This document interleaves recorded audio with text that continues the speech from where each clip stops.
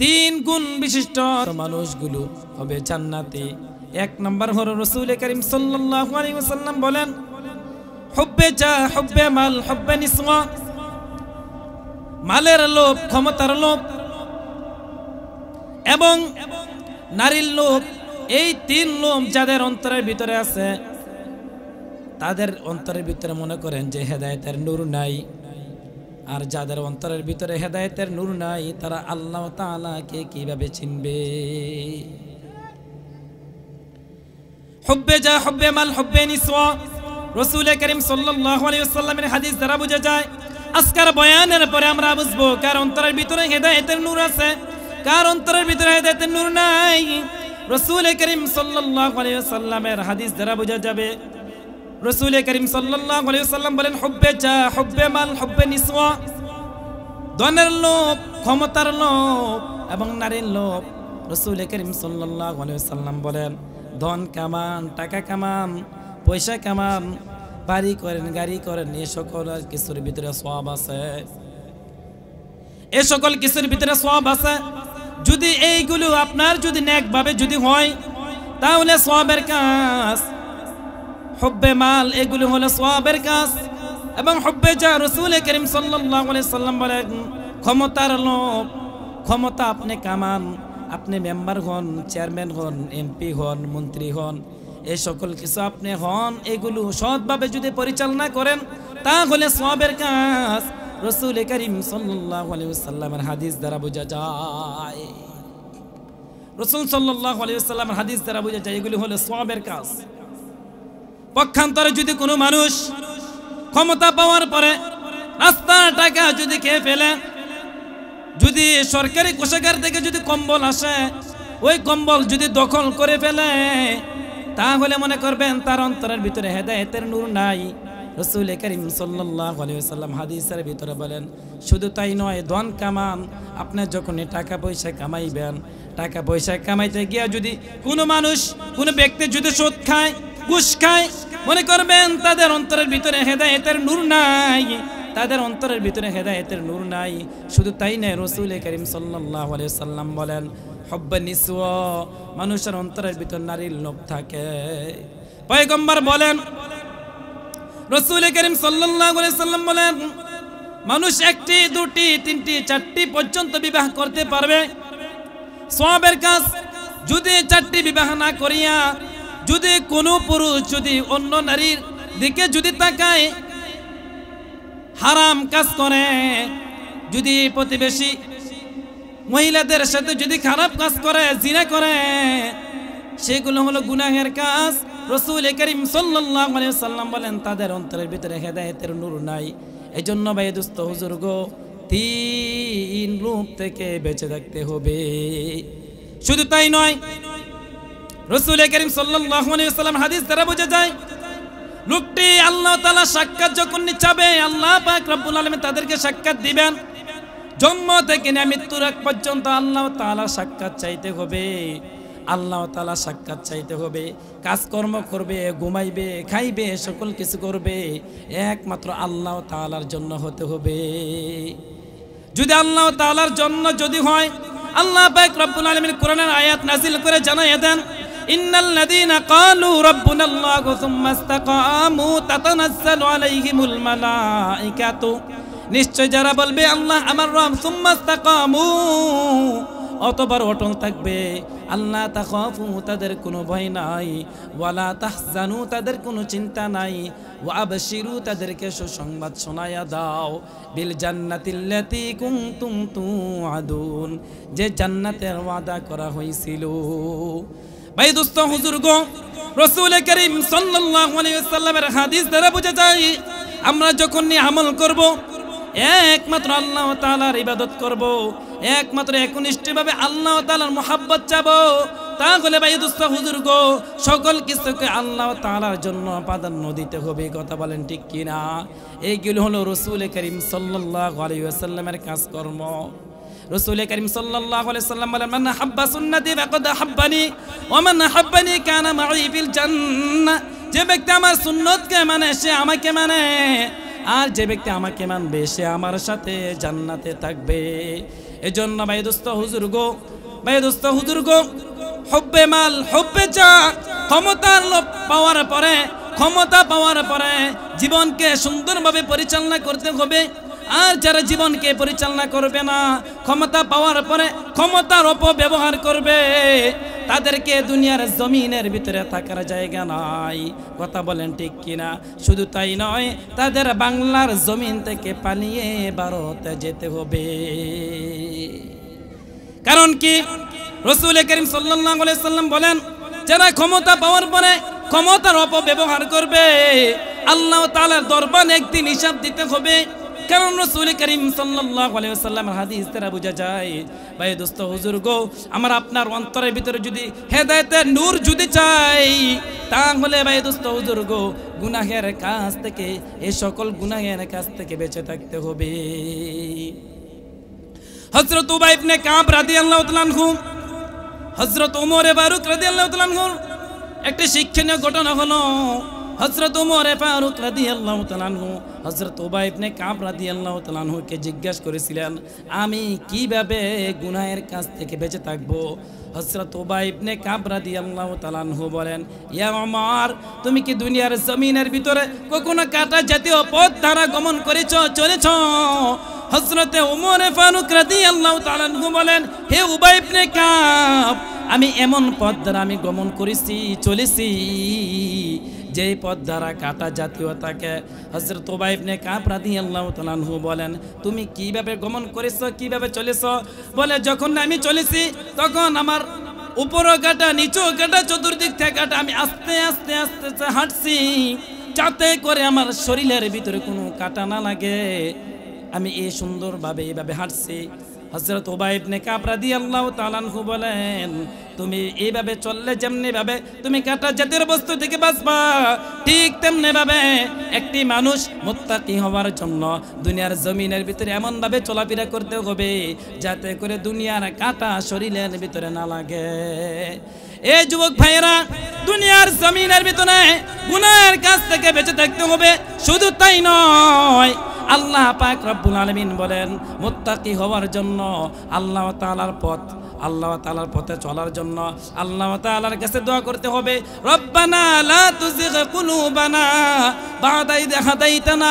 আল্লাহ পাক রব্বুল আলামিন আমাদেরকে হেদায়েত দেওয়ার পরে কখনো ধ্বংস করিয়া দেন না, এবং বেশি বেশি করে আল্লাহ তাআলার সাক্ষাৎ চাইতে হবে।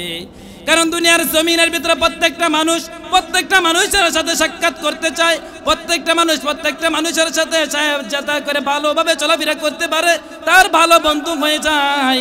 ভাই দোস্ত হুজুর গো, দুনিয়ার জমিনের ভিতরে প্রত্যেকটা মানুষ চায় যে তার সাথে সম্পর্ক লাগুক এক ভালো মানুষ, তার সাথে সম্পর্কটা এমপির সাথে হোক, তার সাথে চলাফেরাটা মেম্বারের সাথে হোক, তার সাথে চলাফেরাটা চেয়ারম্যানের সাথে হোক, যাতে করে বিবাহ শাদী করতে গেলেও দেখবেন ওই লোকটাই যাতে করে ভালো একটা ফ্যামিলির সাথে বিবাহ করতে পারে, সেগুলো চায়। সকল কিছু দেখছেন, দেখার পরে যদি একটি জিনিসের ভিতরে, যদি কোনো বস্তুর ভিতরে যদি একটু ত্রুটি পায়, তাহলে দেখবেন তার সাথে বিবাহ সম্পর্ক করে না। কথা বলেন ঠিক কিনা? কিন্তু আল্লাহ পাক রব্বুল আলামিন দুনিয়ার জমিনের ভিতরে এগুলো চায় না। আল্লাহ পাক রব্বুল আলামিন কে কালো সেগুলো দেখে না, কে ধনী সেগুলো দেখে না, কে টাকাওয়ালা সেগুলো দেখে না, কে পয়সাওয়ালা সেগুলো দেখে না। আল্লাহ পাক রব্বুল আলামিন চায় হুদাল লিল মুত্তাকিন। কে আল্লাহ তাআলার কাছে বেশি মুত্তাকি? আল্লাহ তাআলার কাছে যে ব্যক্তি বেশি মুত্তাকি, যে ব্যক্তি বেশি পরহেজগার, যে ব্যক্তি আল্লাহ তাআলার ইবাদত করে, যে ব্যক্তি তাহাজ্জুদ পড়ে, যে ব্যক্তি কুরআন পড়ে, যে ব্যক্তি নামাজ পড়ে, তার সাথে সম্পর্ক আল্লাহ তাআলার সাথে বেশি হয়ে যায়। এজন্য ভাই দোস্ত হুজুর গো, দুনিয়ার জমিনের ভিতরে আল্লাহ তাআলা সাক্ষাৎ চাইতে হবে। যদি আমি আপনি যদি আল্লাহ তাআলার যদি সাক্ষাৎ চাই, তাহলে আল্লাহ পাক রব্বুল আলামিন আমাকে আপনাকে আল্লাহ তাআলার দিদার দিবেন, আল্লাহ তাআলার দিদার নসিব দান করবেন, আল্লাহ তাআলা সাক্ষাৎ দিবেন। আল্লাহ পাক রব্বুল আলামিন এর জন্য কোরআনের ভিতরে বলেন, ইন্নাল্লাযীনা ক্বালু রাব্বুনাল্লাহ সুম্মা ইসতাকামু, নিশ্চয় যারা বলবে আল্লাহ আমার রব, সুম্মা ইসতাকামু, অতবার অটল থাকবে, তাতানাজ্জালু আলাইহিল মালাইকাতু, মৃত্যুর সময় তাদের কাছে ফেরেশতা আসবে, ফেরেশতা আসিয়া বলবে, তাদেরকে বলবে, যারা জান্নাতে হবে তাদেরকে বলবে ভয় নাই, তাদের কোনো চিন্তা নাই, এই কথা বলবে। আর যদি লোকটা যদি বদকাম হয়, সারা জীবন ভর যদি ঘুষ খায়, সুদ খায়, অন্যায়ভাবে মানুষদেরকে হত্যা করে, অন্য নারীদের সাথে প্রক্রিয়া করে, তাহলে দুনিয়ার জমিনের ভিতরে শুধু দুনিয়া দুনিয়া দুনিয়া নিয়ে যদি ব্যস্ত থাকে, যখন এই লোকদের সামনে ফেরেশতারা আসে বলবে তোমার মৃত্যুর সময় হয়ে গেছে, যখন মৃত্যুটা দেখানো হবে, আজরাইল আলাইহিস সালাতু ওয়াস সালাম আসে যখন মৃত্যু সংবাদ দিবে, দেখিয়া বাম দিকে মুখটাকে ঘুরাই দিবে, ঘুরাই দিয়ে বলবে আমার বাড়ি, আমার গাড়ি, আমার নারী, আমার সকল কিছু দুনিয়ার জমিনের ভিতরে আসতে চাইবে, কিন্তু আর আসতে সময় দেওয়া হবে না। বলবে ঘরে বান্দা তোদেরকে আমি দুনিয়ার জমিনের ভিতরে অনেক সময় দিছি, 60 বছর সময় আমি আল্লাহ পাক রব্বুল আলামিন তোদেরকে দান করলাম, দান করে ফজরের টাইমে তোদেরকে আমি ডাকলাম, তোদেরকে পাইলাম না, জোরের টাইমে তোদেরকে ডাকলাম, তোদেরকে পাইলাম না, আসরের টাইমে তোদেরকে ডাকলাম, তোদেরকে পাইলাম না, মাগরিবের টাইমে তোদেরকে ডাকলাম, তোদেরকে আমি পাইলাম না, এশারের টাইমে তোদেরকে আমি ডাকলাম, তোদেরকে আমি পাইলাম না। আজকে তোদের জন্য জাহান্নামের আগুন, রাত্রে বেলায় তোরা ঠিক মতন আমি আল্লাহ তাআলার দরবারে তাহাজ্জুদ নামাজ পড়াস নাই, মোবাইল টিপিয়া সময় এগুলো নষ্ট করে দিয়েছিলি, ফেসবুক দেখে দেখে সময় এগুলো নষ্ট করে দিয়েছিলি, গান শুনতে শুনতে সারা রাত্র কাটাই দিয়েছিলি। এই যুবক সন্তান এই অবস্থায় যদি মৃত্যু হয়ে যায়, তাহলে আল্লাহ তাআলার দরবারে আমি আপনি কি হিসাব দিব? এজন্য ভাই দোস্ত হুজুর গো, আল্লাহ তাআলার দরবারে তখন কিন্তু হিসাব দিতে পারবো না। কথা বলেন ঠিক কি না? এজন্য ভাই দোস্ত হুজুর গো, সময় খুবই সংক্ষিপ্ত। আমার আপনার আগে যারা দুনিয়ার জমিনের ভিতরে আসছে, আমার আপনার বাবা, আমার আপনার দাদা দাদি নানা নেই, তারাই দুনিয়ার জমিন থেকে চলে গেছে, আমি আপনার দুনিয়ার জমিন থেকে চলে যাব। ভাই দোস্ত হুজুর গো, আমার আপনার যদি মৃত্যু হয়ে যায় আর কিন্তু ফিরে আসবো না। এই জন্য ভাই দোস্ত হুজুর গো, আল্লাহ পাক রব্বুল আলামিন বলেন, ইন্নাল্লাযীনা আমানু ওয়া আমিলুস সালিহাত, নিশ্চয় যারা ঈমান আনে, ঈমান আনার সাথে সাথে এই কথা বলা হয় না ঈমান আনার সাথে সাথে জান্নাত পাবে। আল্লাহ পাক রব্বুল আলামিন বলেন, ঈমান আনার সাথে সাথে আমলে সালেহ করতে হবে, আমলে সালেহ যদি করে তাহলে তাদের জন্য জান্নাত, তাদের জন্য জান্নাত। ঈমানের স্বীকৃতি দিতে হবে, রব বলে স্বীকৃতি দিতে হবে, রব বলে স্বীকৃতি হতে দিবে গো।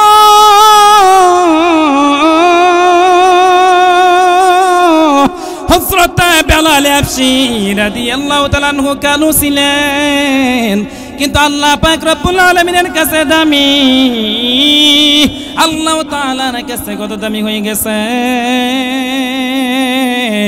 আল্লাহ তাআলার কাছে বড় দামি হয়ে গেছে। জানেন নি কি জন্য দামি? হযরত বেলাল বলে আহাদ আহাদ কুল হুয়াল্লাহু আহাদ, আল্লাহ তাআলা এক, এক বলার সাথে সাথে হযরত বেলাল হাবশী রাদিয়াল্লাহু তাআলা আনহুকে মক্কার অলিতে গলিতে ঘুরাইছে, আর ঘুরায় বলছে ঈমানটাকে ছেড়ে দাও, ঈমানটাকে ছেড়ে দাও। হযরত বেলাল বলেন না না, আমি ঈমান ছাড়বো না, আমি ঈমান ছাড়বো না। শুধু তাই নয়, হযরত বেলালকে উত্তপ্ত বালুর উপর শোয়ায় রাখছে, রাত্রে বেলা বেত্রাঘাত করেছে। তারপরে হযরত বেলাল হাবশী রাদিয়াল্লাহু তাআলা আনহু, তারপরে হযরত বেলাল হাবশী রাদিয়াল্লাহু তাআলা আনহু ঈমান ছাড়ে না, ঈমান ছাড়ে নাই, কালিমা পড়েছে। এজন্য ভাই দোস্ত হুজুর গো, হযরত বেলালকে আল্লাহ পাক রব্বুল আলামিন জান্নাত দান করেছে। হযরত বেলালকে আল্লাহ পাক রব্বুল আলামিন ঈমান ছাড়ে নাই, মক্কার অলিতে গলিতে ঘুরাইছে, পাথর দ্বারা নিক্ষেপ মারছে। শুধু তাই নয়, হযরত বেলালকে বেত্রাঘাত করছে, হযরত বেলালকে উত্তপ্ত বালুর উপর শোয়ায় রাখছে, হযরত বেলালের পেটের উপর শুধু তাই নয় পাথর গুদু দিয়ে রাখছে। তারপরে হযরত বেলাল ঈমান ছাড়ে নাই, ঈমান ছাড়ে নাই। হযরত বেলাল কেমন নবীর আদর্শওয়ালা সাহাবী, হযরত বেলাল হাবশী রাদিয়াল্লাহু তাআলা আনহু জান্নাতের গেটের সামনে ঘুরতেছে। রাসূল করিম সাল্লাল্লাহু আলাইহি ওয়াসাল্লাম বলেন, হে বেলাল, তোমার আওয়াজ তো জান্নাতের গেটের সামনে শোনা যায়, তুমি এমন কি আমল করা? বলে, হুজুর আমি এমন কিছু আমল করি না, তবে যখন মসজিদের ভিতরে ঢুকি, ঢুকার সাথে সাথে 2 রাকাত নামাজ পড়ি। এজন্য আল্লাহ পাক রব্বুল আলামিন আমাকে কবুল করে নিয়েছেন। এজন্য ভাই দোস্ত বুজুর্গ, আমি আপনি যদি হযরতে বেলাল কালো ছিলেন কিন্তু দামি হয়ে গেছে। আল্লাহ তাআলা মাল দেখে না, ধন দেখে না, সম্পদ দেখে না, কে কালো সেটা দেখে না, কে লম্বা সেগুলো দেখে না, কে উঁচু কে খাটো এগুলো দেখে না। আল্লাহ তাআলা দেখে এই দিলটাকে আল্লাহ তাআলার রাস্তায় দিয়ে দেই। এই দিলটাকে যদি আল্লাহ তাআলার রাস্তায় যদি বিলীন করে দেই, এই জীবনটাকে যদি আল্লাহ তাআলার রাস্তায় যদি বিক্রি করে দেই, আল্লাহ পাক রব্বুল আলামিন বলেন, ইন্নাল্লাহা আশতারা মিনাল মুমিনিনা আনফুসাহুম ওয়া আমওয়ালাহুম বিআন্না লাহুমুল জান্নাহ। নিশ্চয় আল্লাহ পাক রব্বুল আলামিন বলেন, জান মাল যদি আল্লাহ তাআলার রাস্তায় যদি বিক্রি করা হয়, তাহলে আল্লাহ তাআলা জান্নাত দান করে দিবেন। শুধু তাই নয়, আল্লাহ পাক রব্বুল আলামিন বলেন, আল্লাহ তাখাবু, তাদের কোনো ভয় নাই, ওয়ালা তাহসানু, তাদের কোনো চিন্তা নাই, ওয়া আবশিরু, তাদেরকে সুসংবাদ শোনায় দাও, বিল জান্নাতিল্লাতী কুনতুম তুআদুন, যে জান্নাতের ওয়াদা করা হয়েছিল। ভাই দোস্ত হুজুরগো, আমাদের সকলকে জান্নাতে যাওয়ার তৌফিক দান করো, সকলে বলে আমিন। কবর ফিকির আখিরাতের ফিকির দান করো, সকলে বলে আমিন। আল্লাহ তাআলার দিদার সাক্ষাৎ হওয়ার তৌফিক দান করো, সকলে বলে আমিন।